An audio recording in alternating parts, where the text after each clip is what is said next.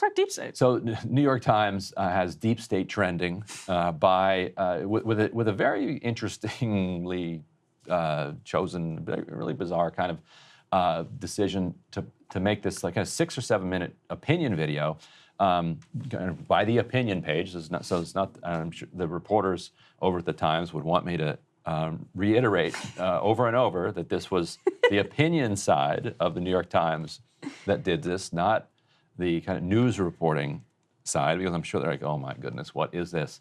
So we're not going to play the video. This is their copyrighted material. We'll let you go over and you can enjoy check that. it out Yeah. over the New York Times. But essentially, what it flirts with being satirical at times. Like it comes in with like this heavy tone that they're going to kind of investigate the Trump administration's claims that a deep state has really kind of taken over the government, and they go to the EPA and talk to somebody who is in charge of water quality. They go to somebody in NASA. We can move off the element now if you want. They go to somebody who created basically this program that showed that you can kind of hit an asteroid or a meteor and send it off course, which anybody who has seen Don't Look Up can say, you know what? Forget the metaphor about climate change. If we don't want to get hit by an actual comet, it'd be nice to study how to like deflect a comet rather than like Don't Look Up, spoilers, like leave it to the tech guys. You're talking about how great SDI was in the 1980s and how much you supported Star Wars. There you go. Yeah, I mean, gotta work out those lasers so you can target the meteors and save planet from extinction. So basically, they talk to a bunch of bureaucrats who are doing like genuinely good work and saying like we have uncovered the deep state. There's a lot to unpack about this argument. I guess let's roll through this first. Elon Musk bringing the nuance. They are the mouthpiece of the state, helping to get this thing trending. Though it probably didn't need much help because of how kind of absurd the whole thing was. So we can take it piece by piece. By the way, that is a man who has how many billions in state subsidies? Who is more deep state than this guy? Yes. He is the deep state. Yes. Yeah. Elon Musk is the deep state. So it is kind of interesting. That is getting, but although he's starting to surface, like he's so, he's gotten so powerful, he's not even a deep state anymore. So two things. One, to me, the deep state that Trump is often referring to is like the CIA and the national security apparatus that he believes correctly kind of tried to undermine his presidency. Like that's really what he means. And I'm curious if you agree with me on this, what his more ideological right-wing allies mean by deep state is actually the EPA and the broader administrative state. That's such an interesting point. That's the deep state they want to dismantle. Where I bet if you said to Trump, they're saying the EPA is the deep state, he'd be like, what are you talking about? I'm sure he's annoyed by the EPA when they get in his way around development projects. Yeah. But when he's talking deep state, he's talking Russiagate and spying on his campaign and all of those types of things. That's right? Like those are like. I think that's a really interesting point. I was thinking about this yesterday, but I think you put it. I wasn't thinking about it in the way that you put it, which I think was really well done, because there's the deep state that is sort of the Schedule F targets of people like Ron DeSantis. Schedule F would basically allow the president.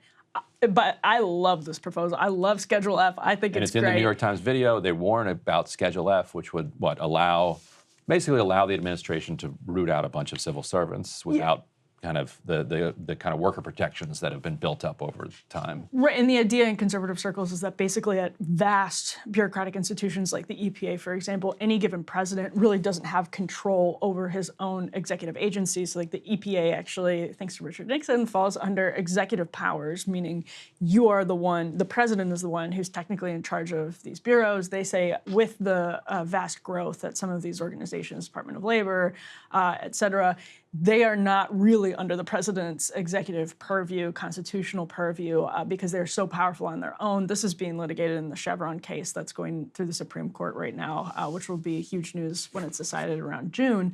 But basically, executive powers is the question of Schedule F.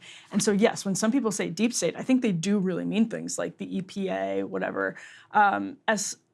When I say it, I typically only mean the national security apparatus. But I think the word, to your point, has been used interchangeably, which allowed the New York Times to sort of construct this giant straw man about how, gosh, what is the quote from this video that's so good? There's one quote that I particularly love from the video about how, you're right, it is kind of like, it's kind of tongue-in-cheek and then also kind of not tongue-in-cheek.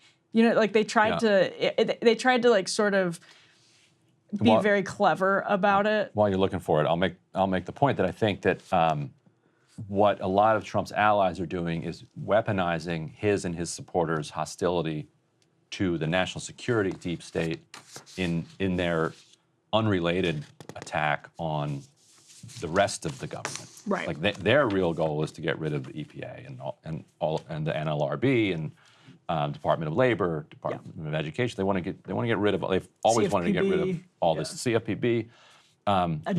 Whereas most of, I think, Trump's base, like the CFPB, like if you tell them what the CFPB does, it's like the place that you can go to complain if you get ripped off by a corporation, and they're going to like, they've paid back billions of dollars to Americans and go after fraud, engaged in by corporations, or the FTC breaking up monopolies and stopping mergers that would be harmful to consumers, workers, environment, et cetera. Like most of Trump's base, I bet, is like, no, that's a good thing. Like Hawley and other kind of MAGA senators, new right people, new right folks, are totally into that element, but the kind of corporate wing is not at all into what Lina Khan is up to, and would love to kind of make her collateral damage of an attack on the deep state.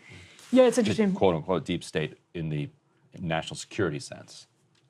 Yeah, I mean, again, like I'm hardly a libertarian or part of the corporate wing of the conservative sphere, but I think, there's this argument, especially, I actually wrote a piece a couple years ago called like the culture, something like the war on energy is part of the culture war, something like that. I don't remember exactly what the headline was, but basically from a conservative perspective, the EPA, various regulations that come out of the EPA, which is actually what's on the docket in the Chevron case, what's at issue in the Chevron case that's going through the Supreme Courts right now about how these agencies can act on their own versus, through various other exercises of constitutional power, whether it's from Congress or the President of the United States. That's, sort of what you have is unelected people in Washington, D.C. through some of these agencies making decisions that should be made on a state or local level or should be made by the president themselves or under the authority of the president themselves. And technically they are acting under the authority of the president themselves, but the question of whether that power has become overly broad is a very real one.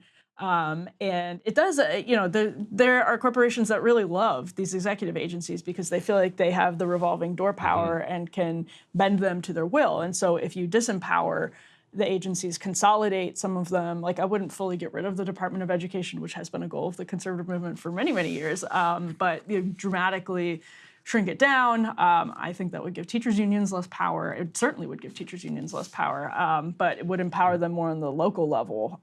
So anyway, all that is to say, the conflation is a real problem for the right because there are obviously consensus points between people like you and me on the national security deep state.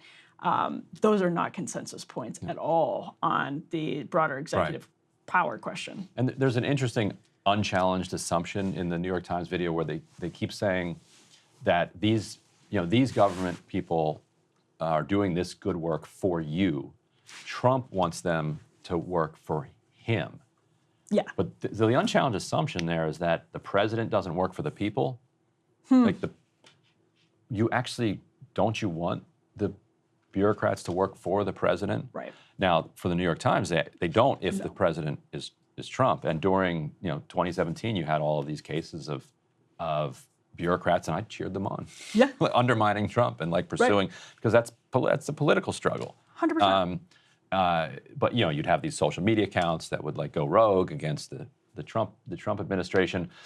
But if you think about it from a shoe on the other foot perspective, let's say a Bernie Sanders, pre-Gaza gets elected president, and he has an agenda, a radical agenda that he wants to accomplish, and a bunch of the bureaucrats don't like his agenda and work to sabotage it, I would be outraged.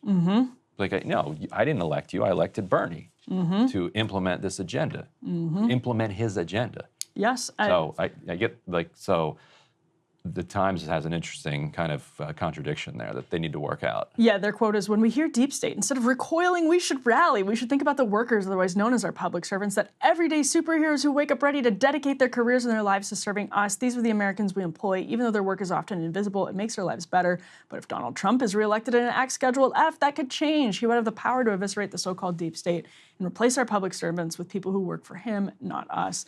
Of course, from the perspective of like the real left, yes, the revolving door at the EPA between ExxonMobil is a very real thing. Yeah. Do they really work for us, or do they work for ExxonMobil, their future employees? Now, like some of these agencies are doing great work, like the FTC that we mentioned. But if I had one criticism editorially, kind of stylistically, of the Times video. It mocks the entire idea, and so you're never going to, like, it was clearly intended for people that already agree with them, to like buck up their take, rather and like look how ridiculous these people are that don't understand that NASA does great work and the EPA does great work, and that the Department of Labor is that's the other one they mentioned, Department of Labor rescuing 13-year-olds from working in slaughterhouses, like. Although it's not doing a great job of that either.